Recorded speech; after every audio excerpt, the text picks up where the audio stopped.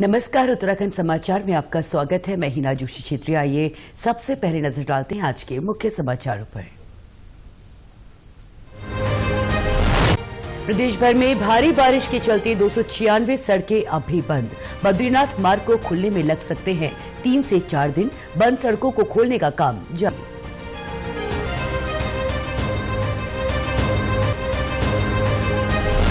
भारी बारिश से हुए नुकसान का सरकार कर रही आकलन। हरिद्वार, उत्तरकाशी और कुमाऊं के प्रभावित क्षेत्रों में अधिकारी लेंगे जायजा। कृषि मंत्री गणेश जोशी बोले, जल्द मिलेगा मुआवजा।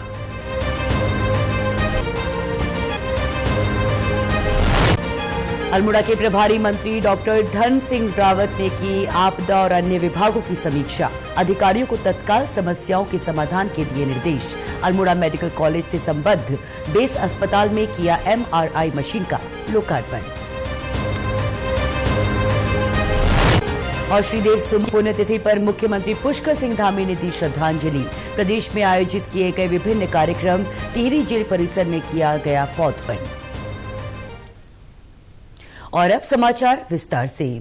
भारी बारिश के कारण बद्रीनाथ राष्ट्रीय राजमार्ग गौचर के पास कमेड़ा और चमोली में पांडुआ खाल से कर्णप्रयाग के बीच काली माटी के पास चट्टान खिसकने से पूरी तरह से ध्वस्त हो गया है।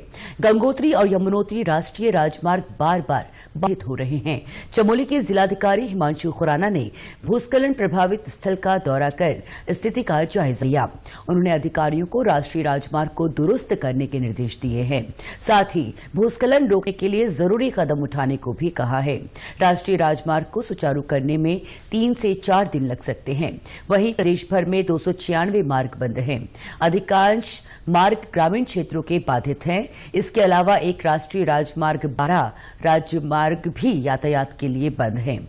इन मार्गों को खोलने के लिए करीब 240 विभिन्न तरह की मशीनों को तैनात किया गया है। लोक निर्माण विभाग लगातार बंद मार्गों को खोलने के प्रयास में जुटा है।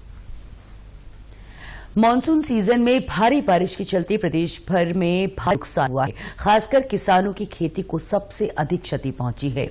हरिद्वार जिले में जलभराव होने के कारण किसानों की फसलें पूरी तरह से बर्बाद हो गई। उत्तरकाशी जिले में भी बादल फटने की घटना से आए उफान के कारण नदी किनारे के खेती को भारी नुकसान हुआ है। कृषि मंत्री गणेश जोशी ने कहा कि एक दिन पहले ही हरिद्वार का दौरा कर नुकसान का जायजा लिया है। उन्होंने कहा कि आगामी 27 जुलाई को प्रदेश के कृषि सचिव हरिद्वार जिले में कैंप करेंगे और किसानों की समस्याओं को सुनेंगे।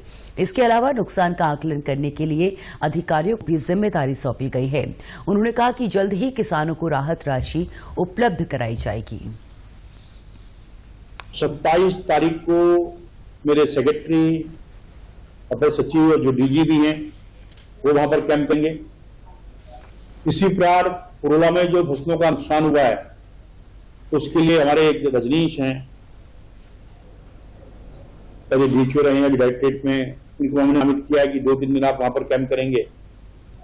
और कुमाऊं की फसलों के जायजे के लिए नरेंद्र यादव जो चौपटिया में, उनको हमने भेजा है और मौके पे जाकर रेवेन्यू की टीम के साथ विस्तृत सर्वे करके उसकी रिपोर्ट देंगे।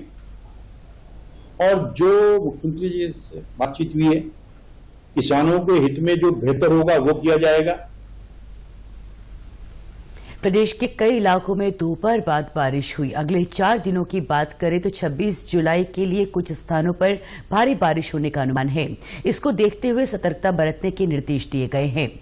वहीं 27 से 29 जुलाई तक के लिए भी कुछ स्थानों के लिए येलो और कुछ जगहों के लिए ऑरेंज अलर्ट जारी किया गया है।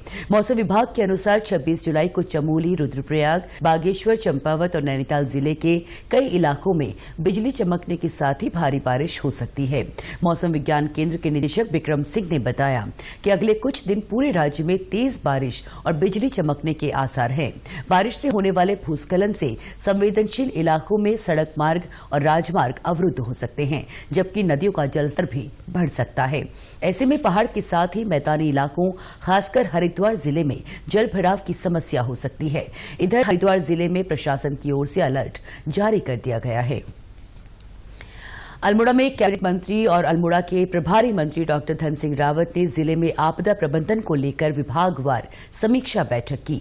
इस दौरान उन्होंने अधिकारियों को निर्देश दिए कि आपदा से निपटने के लिए किसी भी तरह की लापरवाही नहीं होनी चाहिए।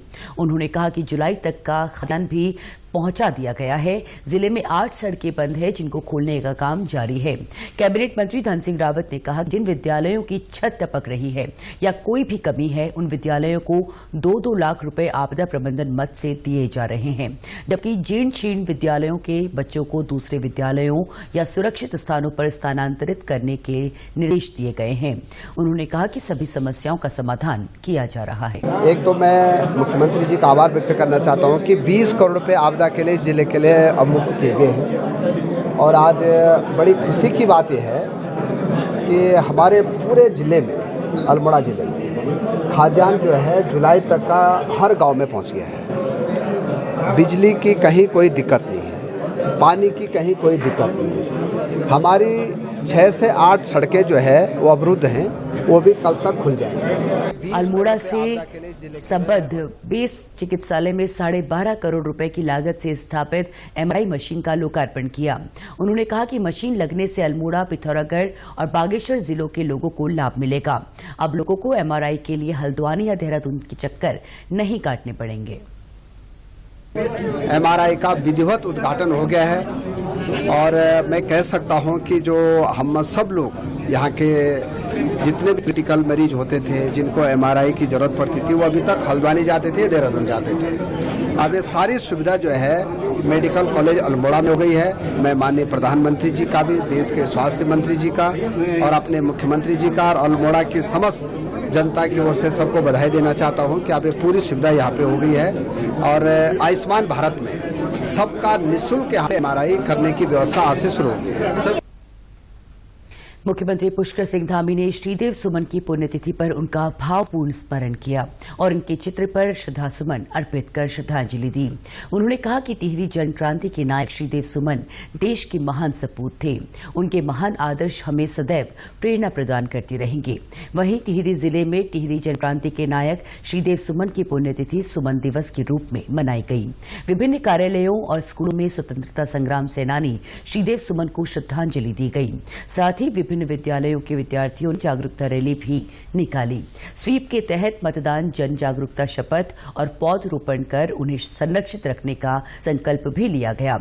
विधायक किशोर उपाध्याय ने कहा कि शहीद श्रीदेव सुमन का बलिदान शहीद मंगल पांडे और चंद्रशेखर आजाद से कम नहीं है।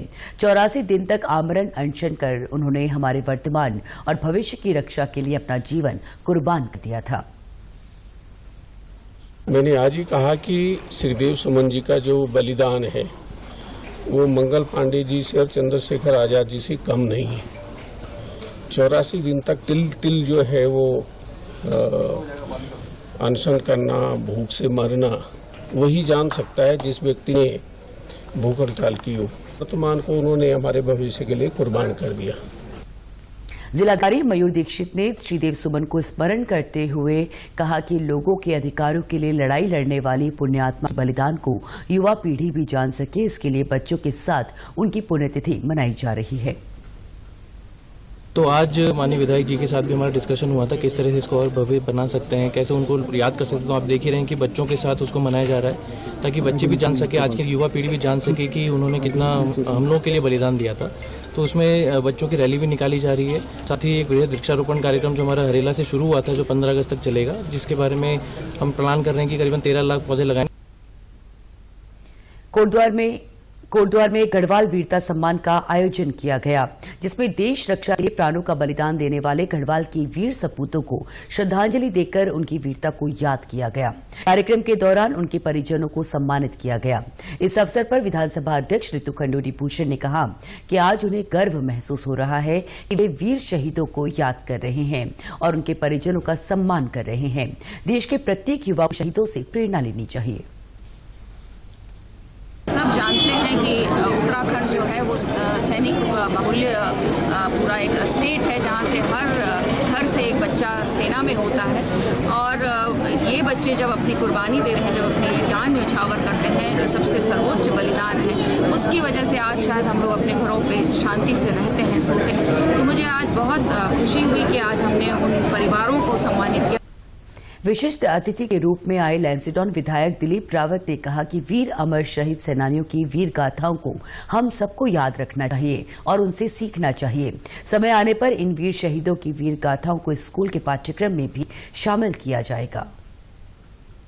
मैं समझता हूँ ये हमारा कर्तव्य है कि वीर सेनानियों को हम सम्मान, उनके परिवारजनों को सम्मान करें और वीर सेनानियों को याद करें।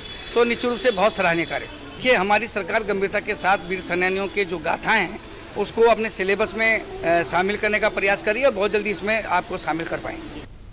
सीमा सुरक्षा बल से सेवानिवृत्त प्रेम सिंह ने बताया कि उनका पुत्र मात्र 26 वर्ष की उम्र में देश के लिए शहीद हो गया। आज उनका सीना चौड़ा होता है और वो गर्व से कहते हैं कि उनका बेटा कारगिल युद्ध में देश के काम आया। 26 साल में 25 अक्टूबर ही गई उसका जो है इसी दिन उस पर गोली लगे खाते हैं। 29 तारीख को यहाँ पर आ गया।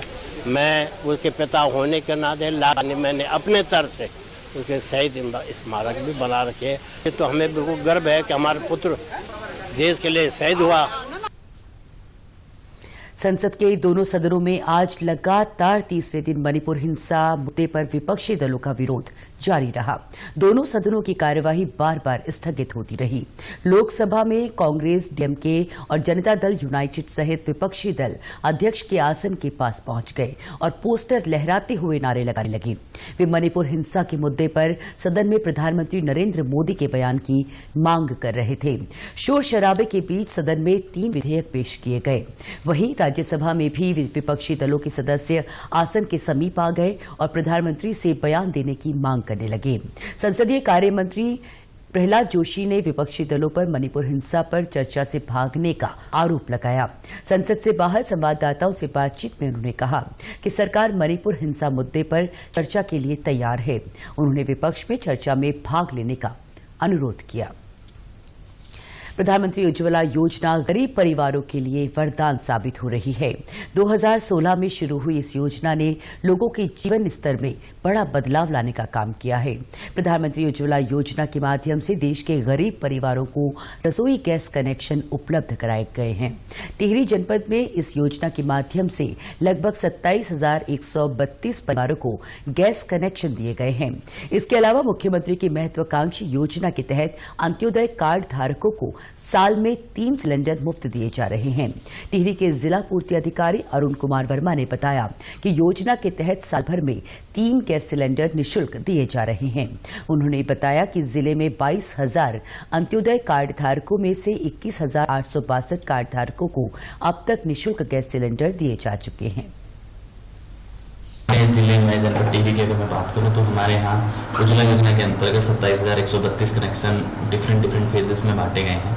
इसके अलावा हमारे यहाँ अभी जो माननीय मुख्यमंत्री की महत्वाकांक्षी स्कीम है, मुख्यमंत्री अंत्योदय राशन कार्ड धारकों के लिए जो हम निःशुल्क साल 3 सिलेंडर दे रहे हैं, इसमें हमारे अंत्योदय के 22,001 कुल कार्ड धारक हैं और जिनके सापेक्ष हमारे यहाँ 21,862 लोगों ने अभी तक अपने अपने गैस सिलेंडर रिफिल कराए हैं।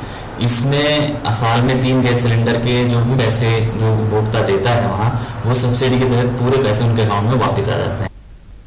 योजना से लाभार्थी भी खासे खुश हैं। हेमलता का कहना है कि उनको पहले खाना बनाने के लिए जंगल से लकड़ियां लानी पड़ती थी, लेकिन जब से प्रधानमंत्री उज्ज्वला योजना के तहत गैस कनेक्शन मिला है, तब से लकड़ियों के धुएं से छुटकारा मिल गया है। हम यहाँ निर्मलावास में रहते हैं। पहले हम लकड़ी में खाना बनाते थे। जब तक प्रधानमंत्री ने हमें उज्ज्वला वाला गैस कनेक्शन दिया, तब से हम गैस में बनाते खाना। उत्तराखंड के समाचारों में आज बस इतना ही। नमस्कार।